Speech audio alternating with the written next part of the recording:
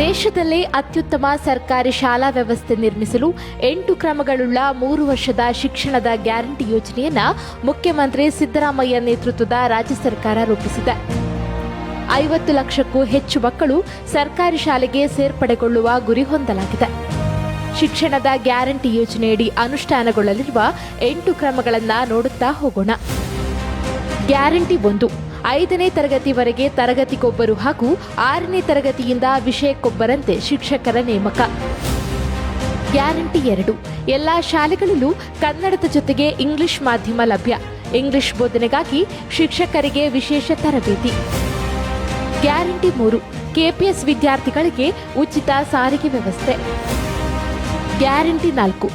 1ನೇ ತರಗತಿಯಿಂದ ಕಂಪ್ಯೂಟರ್ ಹಾಗೂ 3ನೇ ತರಗತಿಯಿಂದಲೇ ಎಐ ಕಲಿಕೆ.